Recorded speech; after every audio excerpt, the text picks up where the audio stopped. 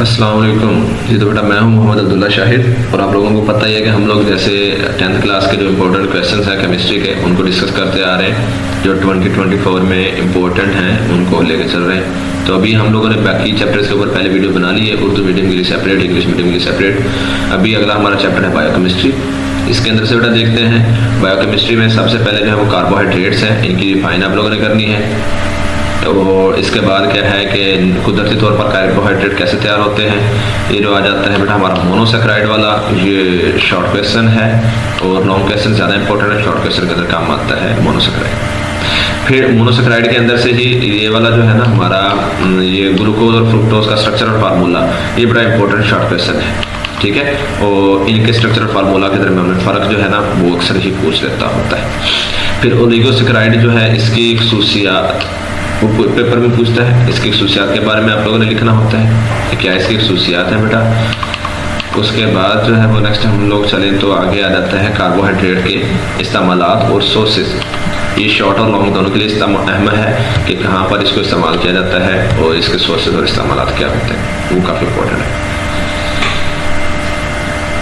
फिर जो है वो डेक्सट्रोज कैसे देते हैं, क्यों देते हैं, कैसे अप्लाई करते हैं, कब अप्लाई करते हैं, ये बेटा सारे का सारा टेबल करना है, ये सारे के सारे में से बयान किया। प्रोटीन पे नोट, ये लॉन्ग क्वेश्चन में भी कभी कभी आ जाता है प्रोटीन पे नोट। फिर इसमें पेप्टाइड लिंकेज क्या होती है ये आता है, वो नीचे भी बयान की हुई है पेप्टाइड लिंकेज। और उसके अलावा जो है वो अमाइनो एसिड के बारे में नोट, ये अमाइनो एसिड है, इस अमाइनो एसिड के बारे में नोट पूछता है। फिर अमाइनो एसिड कैसे आपस में मिलते हैं वो, और यहाँ पर आगे वो पेप्टाइड लिंकेज, ये पेप्टाइड लिंकेज के बारे में वो पूछता है। इसके बाद जो है वो प्रोटीन के सोर्सेज और इस्तेमालात कहाँ पर होते हैं, ये शॉर्ट और लॉन्ग दोनों के लिए इम्पोर्टेंट है, बहुत ज़्यादा इम्पोर्टेंट नहीं है। फिर लिपिड्स की तारीफ करनी है, ट्राइग्लिसराइड्स की तारीफ करनी है हम लोगों ने। फैटी एसिड में से हाँ जी बेटा ये बहुत इंपॉर्टेंट है, पाल्मेटिक और स्टेरिक एसिड जो है ना इनके फार्मूलाज बहुत ज़्यादा इंपॉर्टेंट जो है ना वो पेपर में शॉर्ट और एमसीक्यूज दोनों के अंदर बहुत ज़्यादा पूछता है। फिर इसके बाद जो है वो लिपिड के इस्तेमालात जो है वो अहम है, बहुत ज़्यादा नहीं है। वेजिटेबल ऑयल की हाइड्रोजनेशन, जैसे मैंने आप लोगों को पहले बताया कि हाइड्रोजनेशन की अहमियत बहुत ज़्यादा इंपॉर्टेंट है, पेपर में वो बहुत ज़्यादा पूछता है, इसको आप लोगों ने बहुत अच्छे अंदाज में करना है। फिर जो डीएनए है ये इंपॉर्टेंट है, बहुत ज़्यादा नहीं है लेकिन इंपॉर्टेंट है, लॉन्ग क्वेश्चन के अंदर वो पूछता है इसको। आरएनए के बारे में शॉर्ट क्वेश्चन के अंदर बहुत ज़्यादा पूछता है। फिर वाइटामिन जो हैं वो वाइटामिन हमारे डिफाइन वाइटामिन की फैट सॉल्युबल और वाटर सॉल्युबल है, इनमें फ़र्क क्या होता है, और विटामिन ए डी के इस्तेमालात और सोर्सेज क्या हैं, और ब्लाइंडनेस वाला जो या फिर रिकेट्स वगैरह जो होता है ना ये उसको एमसीक्यूज के अंदर सारा एग्जामिनर पूछता है। विटामिन की अहमियत शॉर्ट और लॉन्ग के लिए इंपॉर्टेंट है।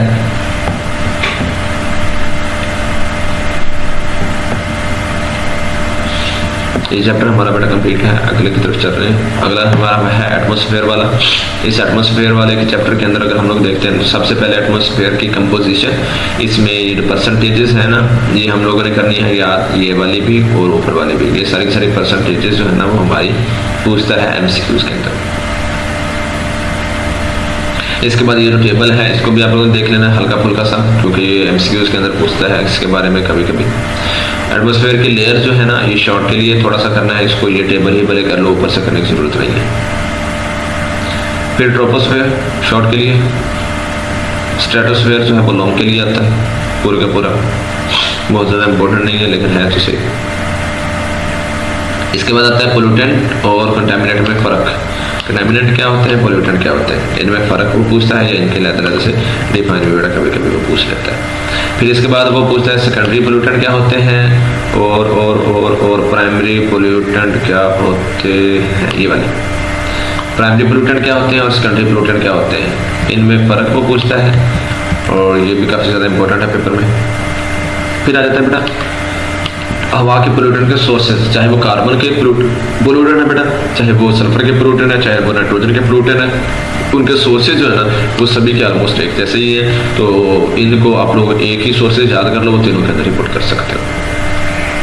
फिर ग्लोबल वार्मिंग जो है ना ये काफ़ी इंपॉर्टेंट लॉन्ग है, ग्रीन हाउस इफेक्ट और ग्लोबल वार्मिंग के ऊपर लॉन्ग क्वेश्चन में ज़्यादा पूछता है। और इसमें से डिफाइंस जो है ना वो दो पूछता है, एक तो है वो यहाँ पे आएगी किधर गई, ये ग्लोबल वार्मिंग, और दूसरी हमारे पास होती है ग्रीन हाउस इफेक्ट यहाँ पे ग्रीन हाउस इफेक्ट। अच्छा बेटा यहाँ से आप लोग ढूंढ लेना ग्रीन हाउस इफेक्ट की, और दूसरे नंबर पे ये ग्लोबल वार्मिंग की, ये बहुत ज़्यादा इंपॉर्टेंट है। ये रही ग्रीन हाउस इफेक्ट, ये आगे ग्लोबल वार्मिंग, तो ये शॉर्ट क्वेश्चन का इंपॉर्टेंट। फिर ये जो ग्लोबल वार्मिंग के असरात है ये शॉर्ट और लॉन्ग दोनों में आता है, इंपॉर्टेंट है, बहुत ज़्यादा नहीं है। ये फिर वही सल्फर के कंपाउंड, इनके असरात वगैरह क्या होते हैं, असरात भी एक जैसे ही हैं, वो तो एसिड रेन के अंदर भी आ जाता है। एसिड रेन की पीएच कितनी होती है, और सॉरी नॉर्मल बारिश की पीएच कितनी होती है, और उसके बाद जो एसिड वाली रेन होती है उसकी पीएच कितनी होती है, वो बेटा आप लोगों ने यहाँ से करनी है, एमसीक्यूज और शॉर्ट के लिए इंपॉर्टेंट है। एसिड रेन की जो असरात हैं वो सल्फर के ऑक्साइड, नाइट्रोजन के ऑक्साइड और ऑक्सीजन कार्बन के ऑक्साइड्स वाले ही ऑलमोस्ट बन जाते हैं, वो आप लोग वहाँ से भी करके यहाँ पे पुट कर सकते हो। ओजोन का खात्मा, ये काफ़ी इंपॉर्टेंट लॉन्ग क्वेश्चन है, इसको आप लोगों ने बहुत ही अच्छे तरीके से बेटा करना है सभी ने। फिर इसके असरात शॉर्ट क्वेश्चन के लिए इंपॉर्टेंट है, बहुत ज़्यादा नहीं। ये भी हमारा चैप्टर कंप्लीट हो गया। अगला चैप्टर जो है ना वो है हमारा पानी के बारे में बेटा। इस पानी के बारे में अगर हम लोग देखते हैं तो सबसे पहले तो इसके भी एमसीक्यूज के पानी कितने परसेंट समंदर में है, कितने परसेंट पीने के लिए इस्तेमाल करते हैं, कितने परसेंट ग्लेशियर्स में है, कितने परसेंट कहाँ पर है, वो हम लोग सारा करना। पानी की खसूसियात लॉन्ग क्वेश्चन के लिए, इसमें जो है ना कैपिलरी रिएक्शन, ये कैपिलरी रिएक्शन शॉर्ट क्वेश्चन के लिए इंपॉर्टेंट है, पूरे का पूरा जो है ना वो बेटा लॉन्ग के लिए इंपॉर्टेंट है और काफ़ी ज़्यादा ही इंपॉर्टेंट बन जाता होता है। बैठे बैठे थक गया ना, ऐसे टेढ़ा होकर थोड़ा सा बैठा हुआ। तो इसके अलावा बेटा है पानी की बतौर सॉल्वेंट खसूसियात में पानी की पोलर नेचर, ये इंपॉर्टेंट है। उसके अंदर हम लोग बोलेंगे लॉन्ग के अंदर हाइड्रोजन बॉन्डिंग वाला जो है वो शॉर्ट के अंदर आएगा। सॉल्ट वाटर और जो हार्ड वाटर है, ये बेटा हमारा जो है ये उसको क्या बोलते हैं, फ़र्क इसका पूछेगा। उसके अलावा इसका ये जो है वो डिफाइंस में कभी पूछ लेगा। वाटर की हार्डनेस की वजूहत, पानी की जो सख्ती है उसकी वजह क्या है, ये वो पेपर में पूछता है डिफाइंस के अंदर। और इसके अलावा वाटर की हार्डनेस के एग्जाम के टेम्परेरी हार्डनेस किस वजह से होती है, परमानेंट हार्डनेस किस वजह से होती है। और अगर हम लोग इसको ख़त्म करने के तरीकों में से देखेंगे ना तो क्लार्क का तरीका जो है वो टेम्परेरी हार्डनेस में ज़्यादा इंपॉर्टेंट है, और जो परमानेंट हार्डनेस होती है ना वो पूरे का पूरा ही लॉन्ग क्वेश्चन के अंदर बड़ा इंपॉर्टेंट पूछता है। हार्ड वाटर के नुकसान शॉर्ट क्वेश्चन के अंदर इंपॉर्टेंट है। फिर बेटा वाटर पोल्यूशन क्या होती है, पानी की आलूदगी क्या है, इसमें से इंडस्ट्रियल इफ्लट्स की डिफाइन बहुत ज़्यादा इंपॉर्टेंट है, ये वाली इंडस्ट्रियल इफ्लट्स की डिफाइन काफ़ी ज़्यादा इंपॉर्टेंट है। इसके बाद आगे हम लोग चलेंगे तो इसके जो है वो नुकसान क्या होते हैं। ये नुकसान भले ना आप लोग यहाँ से छोड़ के एंड के ऊपर है, जब सारे के सारे हम लोग इफ्लट्स कर लेंगे ना वाटर पोल्यूशन के असरात सारे के सारे करेंगे तो एंड के ऊपर भी है वाटर पोल्यूशन के असरात, वो कर लो, वो आप लोग तीनों के अंदर ही लिख सकते हो, तो हमारा जो है वो इन्फ्लुएंस के असरात हो जाएंगे। डोमेस्टिक वाला, एग्रीकल्चरल वाला, ये सारे के सारे आप लोग ना वाटर पोल्यूशन के असरात अगर वहाँ पे लिख दोगे ना तो वो हमारा भी क्लियर हो जाएगा। एग्रीकल्चर इन्फ्लुएंस के दोहरे असरात जो है ना ये बेटा हमारे फायदे के लिए भी है और नुकसान के लिए भी है, तो ये अलहदा से भी शॉर्ट क्वेश्चन आ जाता है, थोड़ा सा इम्पोर्टेंट।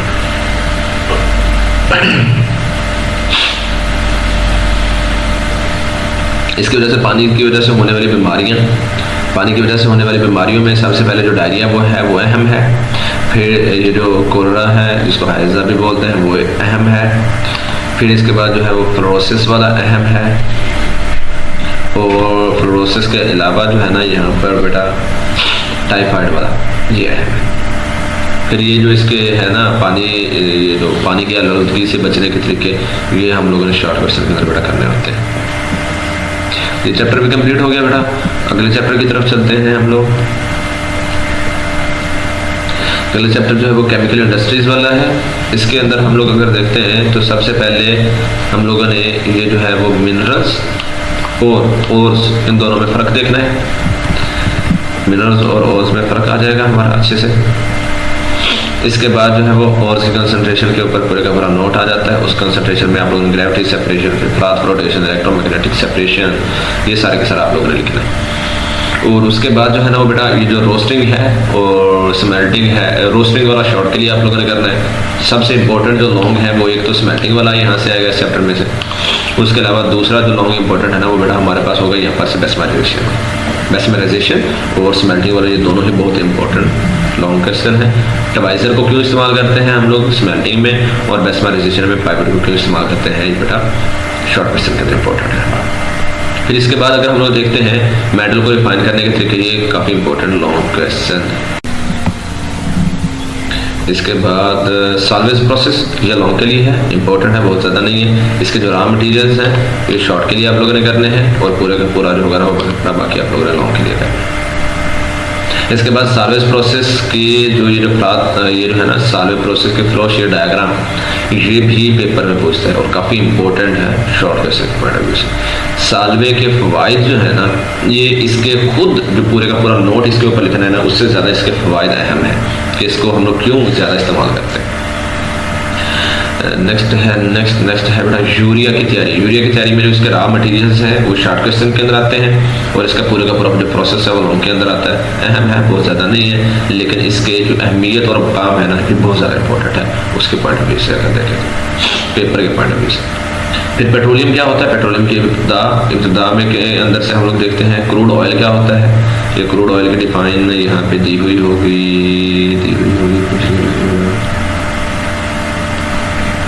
एक तो फ्रैक्शनल डिस्टिलेशन की डिफाइन करनी है आप लोगों ने, उसके बाद क्रूड ऑयल की डिफाइन। बेसिकली ना इंग्लिश और उर्दू मीडियम की बुक्स हैं तो उसमें फ़र्क है। यहाँ से आप लोगों ने बेटा उर्दू मीडियम वाले जो पढ़ते हैं ना, क्रूड ऑयल की डिफाइन आप लोगों को बेहतर पता होगी कि कहाँ पे बनता है वो पॉइंट। तो क्रूड ऑयल की डिफाइन करनी है आप लोगों ने। फिर उसके बाद हम लोगों ने ये फ्रैक्शनल डिस्टिलेशन की डिफाइन करनी है।